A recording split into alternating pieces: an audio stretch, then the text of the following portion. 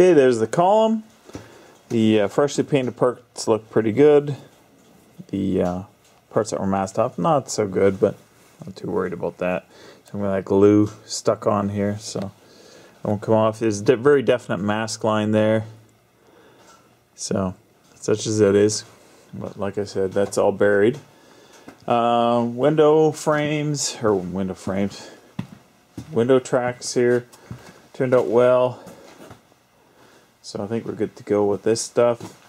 I'm going to try and put the column in. We'll see how that goes, but I want to find a place to put these first because this isn't exactly a safe way to have them sitting. I'd rather not look for replacements, even though these are none too great. Okay, so the steering column is in. It's not fully assembled yet. I haven't put the wiring through, but I figured it'd be easier to do that afterwards. Certainly none of the other stuff is hard to put on. If you remember from an earlier video, I mentioned that there are two notches that lined up with a pin that's roughly in that location on the inside of the pedal box housing here. And I said I was thinking about using this position to bring the steering wheel a little closer to the dash. But in retrospect, had I done that, this gasket is about where it would have been. It would have been tight, tight, tight against the dash, and I didn't like that idea. And I think this works out a little bit better, and that'll be probably a lot closer to the normal position for the steering wheel. Now, a couple of things came up. The shaft is a little bit too long, but I can collapse the intermediate shaft a little bit to make up for that. If you're wondering why that, I went and I cleaned all the paint out of the splines because it seemed a little bit tight when I was trying to put it together. One other point I'll make. Make sure that you keep track of all of the bolts. I know that's an obvious thing to say.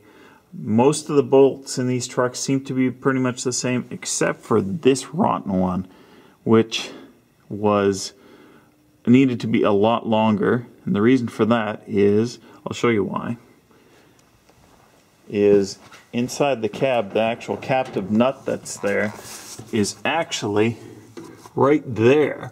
So the firewall level is there, but the captive nut is there, so it's actually 3/4 of an inch back of the actual firewall. So you actually need a fairly long bolt. And out of all of the bolts that I had set aside, you know, I've got more than this, but this is among all of them.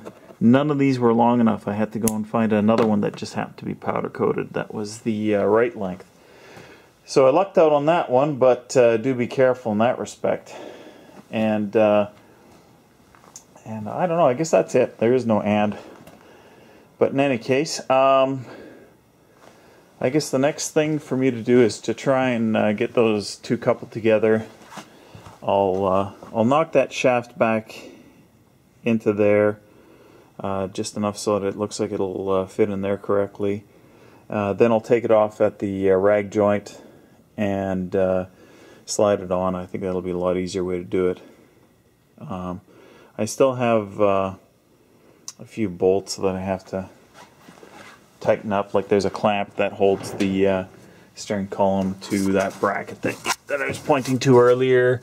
There's one bolt there that pinged off on me and I didn't even see where it went, so I might just end up just using some sheet metal screws for that. I'm not too worried about it.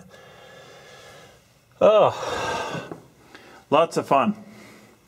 But I'm getting closer and closer every day. So sooner than later, this thing will be back together. Anyways, guys, thanks for watching.